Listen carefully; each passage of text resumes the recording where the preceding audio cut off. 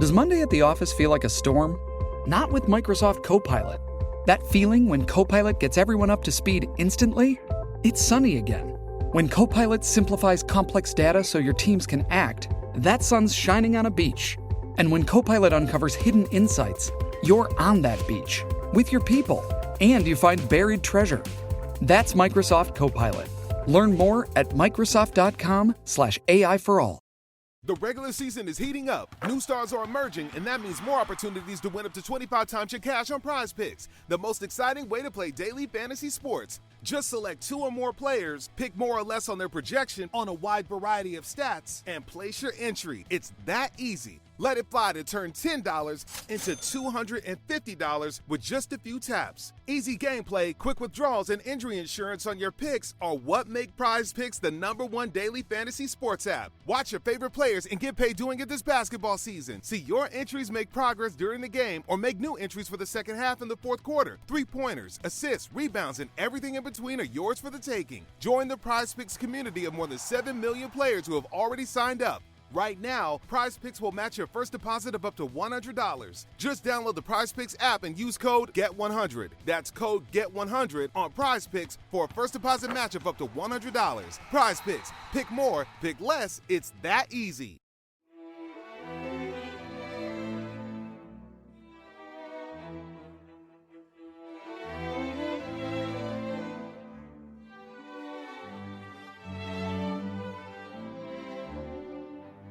Welcome to Pax Britannica. Season 3, Episode 21. Going Dutch.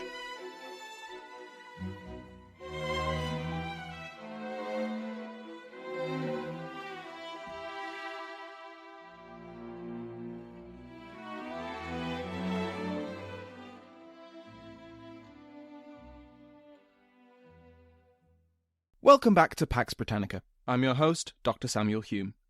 Before we begin today, I'd like to welcome new patrons to the House of Lords: Glenn, Earl Hoffman, Earl Scott, and George Baron Armistead.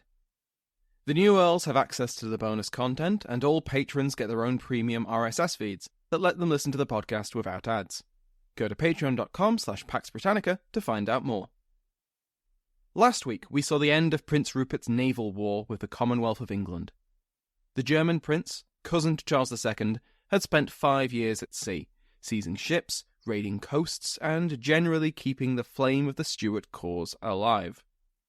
It was a hard 5 years, and he returned to France in 1653 to a frosty reception from frankly ungrateful relatives, who just wanted to know how much treasure he was bringing them. Snuffed out in the hurricane which killed his brother, Rupert's opposition was the last ember of resistance to the Republic. The 3 kingdoms had been conquered. The smaller islands of Britain and Ireland had been pacified. The colonies had been reduced to Commonwealth authority. For the first time in, 12 years? 14? There wasn't some kind of civil war or rebellion in the former domains of the Stuart monarchy. But by the time Rupert limped into Nantes in 1653, the Commonwealth was already locked into an external conflict. The Commonwealth had built up a formidable military machine on land and sea. The army would remain the priority of Westminster, for political reasons as much as for security, but the navy received its share of attention too. In 1652, the Commonwealth voted to spend £535,000 on the navy, which was a lot, although that didn't include the £237,000 of debt, and the army was allocated £1.3 million. But still, it was a vast sum. This funding allowed the state's navy to operate a main fleet of 10,000 sailors in addition to multiple convoys. The state's navy was very busy. Along with the pursuit of Rupert and the suppression of rebellious colonies, there was an undeclared war with France, partly down to the Bourbon family ties with the exiled Stuarts, partly due to ordinary geopolitics. This war mostly involved the capture of each side's merchant shipping, which had prompted the formation of the convoy system in the first place. But the war had climaxed with the capture of Dunkirk in 1652. A theatre of the Franco-Spanish War, which had begun during the 30 Years' War but hadn't ended with the general peace, the French port of Dunkirk was besieged by forces from the Spanish Netherlands. Dunkirk's French garrison was desperately in need of supply, and relief ships were en route. And then, Admiral Robert Blake of the States Navy intercepted it with a fleet of state-of-the-art warships and destroyed it. A note was sent from London to Paris, explaining that Blake's intervention was merely a reprisal for early affronts by the French. Dunkirk had been a key base for privateers against English trade as well. Dunkirk soon surrendered to the Spanish, and its loss was a blow to Cardinal Mazarin. France recognised the English Republic, and the undeclared war came to an undeclared end. Just as with Blake's blockade of Lisbon, the Commonwealth's navy had forced its continental neighbours to acknowledge the new regime. One of those neighbours had very quickly acknowledged the Republic: the fellow Protestant, fellow Republic, United Provinces of the Netherlands. Coinciding with the 1648 Peace of Westphalia, which ended the 30 Years' War, the Peace of Munster ended the 80 Years' War between the Spanish Empire and the United Provinces of the Netherlands. Unlike previous truces, some of which lasted for several years, this was the first time that Spain had formally acknowledged the independence of the Netherlands. Ties between the Netherlands, England and Scotland had always been strong, if not always friendly. Besides their shared Protestantism, although not shared doctrine, the three countries had long-standing trade links across the North Sea. If you recall, it had been proposed that Scotland, England and the Netherlands unite into a reformed federal union under the shared ideals of the Solemn League and Covenant. Now, these proposals hadn't really gone anywhere during the Wars of the Three Kingdoms, but in 1650 and 1651, the hopes of a union between the two republics were revived. In part, they came about from the sudden death of William II, Prince of Orange. Now, without getting too much into the weeds about the constitution of the United Provinces, William, or Willem, was the stadtholder, steward, of several of the provinces which made up the United Provinces. Governing in conjunction with the States General of the Netherlands, the stadtholder was the de facto head of state. The stadtholder was not officially a hereditary position, because the states, assemblies of each province, elected their own stadtholder. But throughout the 80 Years' War, the stadtholders of most provinces had usually been bestowed on a single person, and that person was usually a prince of the House of Orange. William the Silent, then his brother and military genius Maurice, then William the Silent's son, Frederick Henry. When Frederick Henry died in 1647, his son, Willem, became Prince of Orange and inherited/was elected stadtholder of the provinces of Holland, Zeeland, Utrecht, Gelders, Overijssel and Groningen. Willem was married to Mary Stuart, Charles I's eldest daughter, and so he was naturally outraged when the English executed his father-in-law. So it was somewhat convenient for the new English Republic when William II caught smallpox and died at the age of 24, just 3 years after becoming stadtholder. His heir wasn't even born yet. The future William III was born a week after his father died, and this came at a very tenuous constitutional moment in the United Provinces. In the wake of the Peace of Munster, the States General and the stadtholder were in conflict. William II opposed the Peace of Munster because it left the southern Netherlands in Spanish hands. The States General was also pushing for a reduction in the size of the army, now that the fighting was over, ostensibly on account of its cost, but also because it would reduce the power of the stadtholder. The stadtholder was the commander-in-chief of both the army and navy, captain general and admiral general both, and he didn't want to have his power reduced. The States General was also increasing its own power. In the Peace of Munster, the United Provinces annexed the Generality lands, named as such because they were administered directly by the States General. The conflict between the stadtholder and the States General looked to be won by Willem, who had several opponents arrested and his army intimidated Amsterdam into purging his others. And then, at the moment of his triumph, Willem caught smallpox and died. With Willem's death, and with the next Prince of Orange unable to assume the stadtholdership on account of, firstly, not being born, and secondly, needing a regency after he was born, a constitutional coup took place. Provincial states, which now had a vacant stadtholdership, such as Holland, didn't immediately elect the baby Willem to the position, and instead reserved his powers to themselves. The constitutional crisis had hardened the opinion of statists, supporters of greater power for the States General, and their suspicions of the Orangists, supporters of the office of stadtholder under the House of Orange.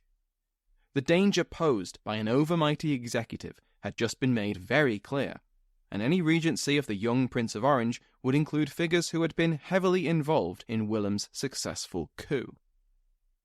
A great assembly was held in 1651, and though there were provinces like Friesland which pushed for a new stadtholder to be appointed, the office was left indefinitely vacant.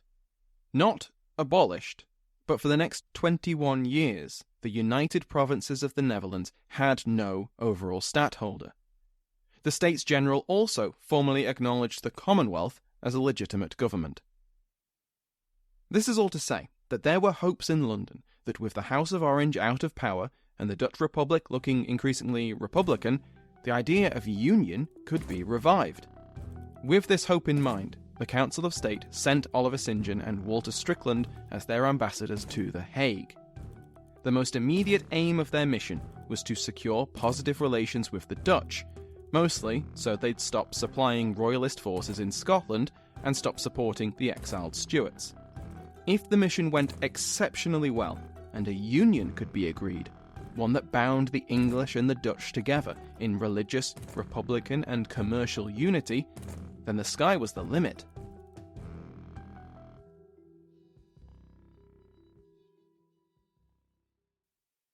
The regular season is heating up. New stars are emerging, and that means more opportunities to win up to 25 times your cash on Prize Picks, the most exciting way to play daily fantasy sports. Just select 2 or more players, pick more or less on their projection on a wide variety of stats, and place your entry. It's that easy. Let it fly to turn $10 into $250 with just a few taps. Easy gameplay, quick withdrawals, and injury insurance on your picks are what make Prize Picks the #1 daily fantasy sports app. Watch your favorite players and get paid doing it this basketball season. See your entries make progress during the game or make new entries for the second half and the fourth quarter. 3-pointers, assists, rebounds, and everything in between are yours for the taking. Join the Prize Picks community of more than 7 million players who have already signed up. Right now, Prize Picks will match your first deposit of up to $100. Just download the Prize Picks app and use code GET100. That's code GET100 on Prize Picks for a first deposit match of up to $100. Prize Picks. Pick more, pick less. It's that easy. Let me recommend another history podcast on the Airwave Network. The Redacted History Podcast is a show that seeks to tell the stories that have been hidden all our lives. Hosted by historian Dr. Andre White, Redacted History covers not only relatively unknown pieces of history, but also gives new perspectives on much more famous events. For example, Martin Luther King Jr. was under intense surveillance by the FBI for more than a decade before he was assassinated. Everything from tales to wiretaps to threatening phone calls and attempted blackmail. Dr. White explains these events with an engaging narrative, and he places an emphasis on unsung heroes and marginalized people throughout history. There is so much history that has been obscured and hidden from us. One could say that a lot of this history has been redacted. Listen to Redacted History every Thursday, everywhere you find good podcasts. The Dutch were a powerful naval force, with an expansive trade empire in Africa, Asia, and the Americas, and they'd built most of that during the 80 Years' War. With the 1648 Peace of Munster, which coincided with the Peace of Westphalia, the Spanish Empire had finally acknowledged that the Netherlands were out of their control. The return of peace, mostly peace, the Dutch would remain at war with Portugal, meant that the Dutch were able to focus even more on their maritime trade than they already were. In Europe, the Dutch carrying trade, shipping goods between European nations, was an immensely valuable industry in its own right. With the return of a general peace, ignoring their war with Portugal and the war between France and Spain, the seas were safer. The Dutch carrying trade was therefore mostly run with small, lightly armed, cheaply made and cheaply crewed ships, which all allowed the ship's owners to undercut their competitors like the English. Beyond Europe, the Netherlands had outposts and colonies stretching from the eastern seaboard of North America, perhaps most famously New Amsterdam, the future New York, to the island of Formosa, modern-day Taiwan, and an artificial island in Nagasaki, Japan. The Dutch Empire was particularly large in Malaya and Molucca, and had grown extremely profitable from their dominance of the spice trade. There were trading stations and colonies scattered in between, providing valuable goods as well as security and supplies for the merchant fleets.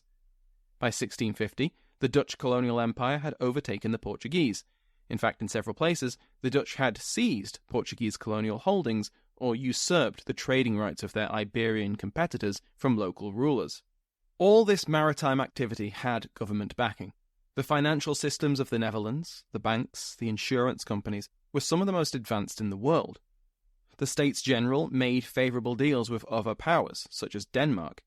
In 1649, Dutch ships received a discount on the sound tolls, which ships had to pay as they entered or exited the Baltic Sea. By 1650, this discount, and the general peace, had already vastly increased the number of Dutch merchant ships in the Baltic. Nicholas Rodger states that in 1649 there had been 13 Dutch ships sailing in the Baltic for every English vessel. In 1650, that ratio had skyrocketed to 50 to 1. That was why the Navigation Act of 1651 was so damaging to Anglo-Dutch relations. At a stroke, the Dutch carrying trade to England was deemed illegal. Merchants could only ship their goods in English bottoms, who were misses, and any ship caught breaking the act would be seized, along with all goods aboard. I overstated the case last week when I said that if you were an English merchant, you benefited from the Navigation Act. Rodger has pointed out that this was an enormous benefit for English shipbuilders and owners, who could now expect much more business because the English merchant fleet had to expand to make the Navigation Act feasible. It also helped merchants who were in the carrying trade, especially the carrying trade to the colonies. But it was actually a detriment to many English exporters and importers, who were now prevented from cutting their costs by using cheaper Dutch bottoms. It's getting a bit carry-on Cromwell now, isn't it? He highlights a divide within the English merchant community. Those who prioritised trade with English colonies were incensed by Dutch interlopers, and many of these merchants were associated with, or actively involved, in the naval administration and the building of ships. They were in government, they had influence, and it was they who pushed for the Navigation Act. Rodger also argues that the Dutch were a bit annoyed by the Navigation Act, but that trade with the Commonwealth was of, quote, relatively little importance to the Dutch, end quote. Rivalry in economics and trade has usually been used to explain the growing tensions between the English and the Dutch, but Rodger and others emphasise that there were other factors as strong, or stronger, to explain the hostilities. That said, the repeated seizure of Dutch vessels and goods, most famously at Barbados by the States Navy, but many more times between 1650 and 1652, were constant wounds to Dutch pride. Regardless of the relative importance of English trade to the Dutch, each seizure fanned outrage in the Netherlands trading communities, and it could only be ignored for so long. Back to the diplomatic mission of St. John and Strickland. To sum it up, it didn't go very well. For starters, The Hague was still the home of Princess Mary, and there were many people in the city who despised the English Republicans. During their stay, the English ambassadors were regularly made aware of just how hostile many of their hosts were. There was at least one attempted assassination of St. John. An earlier parliamentarian envoy, Dr. Dorislaus, had already been murdered in 1649 in response to the regicide. When the Commonwealth representatives left their lodgings, they needed an armed escort for their own protection. Anti-Commonwealth feeling was sincere, but exiled royalists were quite prepared to fan the flames of this sentiment with some well-placed cash. For their part, the continued reluctance on the part of the Dutch to expel a dynasty which God had clearly forsaken began to turn English independent opinion against them. The Orangists, members and supporters of the House of Orange, were sidelined in this new, stadtholderless Netherlands, but they weren't gone, and they remained dominant in the more landlocked provinces. More conservative and backers of the ties between Orange and Stuart, the Orangists were depicted in the English press as supporting absolutism in both the Netherlands and, through a Stuart restoration, in the Commonwealth. The English press was confused about the Dutch. Because of their surface similarities, they were both naval countries, they were both Protestant, they were both republics. The different priorities of the Dutch incensed the English. Why were these supposedly godly people who treasured liberty providing shelter to tyrants? As Barry Coward puts it, quote, Dutch support for the House of Orange drove some English Republicans not only to fear the Dutch as a potential threat to English security, but also to hate them, as a nation that had reneged on the godly cause of Protestantism and Republicanism and had gone over to the anti-Christian forces of heresy and absolutism. Many English were also confused why the Dutch were being so reluctant to join another godly republic. It's hard to understate the strength of conviction that some key decision-makers in London had, that of course the Dutch would love a union between the Commonwealth and the United Provinces. It doesn't seem to have really struck fervent English Republicans that the Dutch, who had just finished an 80-year war for their independence, might not want to immediately trade that away for a union. Even if that union was fully equal, and that was far from a given, it would still require sacrificing parts of their sovereignty. To English Republicans, it was like comparing apples to oranges. The Dutch had just escaped the clutches of a tyrannical Catholic despotism.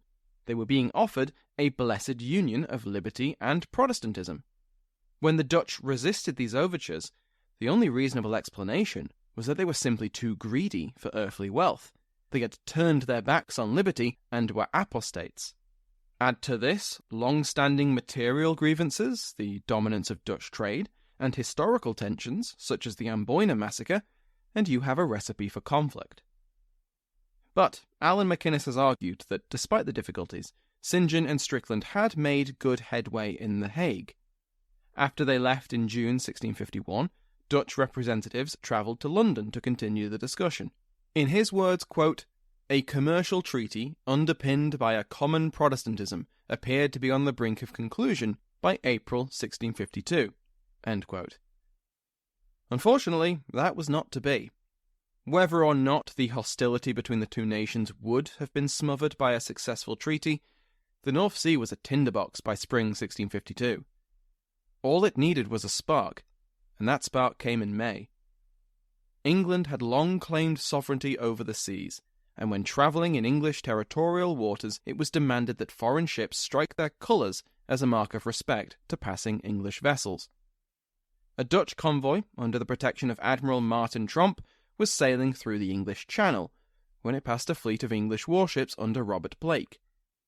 But the diplomatic relationship between the Commonwealth and the United Provinces was almost completely frayed. In a tense standoff, both sides prepared to fight, and when Tromp was slow to strike his colours, Blake opened fire. Next week we will pick up that thread, as the First Anglo-Dutch War begins. If you haven't already completed the survey and you'd like to have your say, a link is in the description. Thank you to my House of Lords, including the King's favourite, Mike Sanders, Damien, Duke of Portland, Nicholas Dean, Marquis of Berkeley, and the Earl Talbot, Tom Cozens. Go to patreon.com/Pax Britannica to join their ranks and listen to the podcast without ads. Remember that you can join the mailing list to get news about the show by going to the link in the description. For other great podcasts on the Airwave Network, such as Redacted History, check out airwavemedia.com. Thank you to Sounds Like an Earful for the interval music in today's episode, to my entire House of Lords, and to you for listening.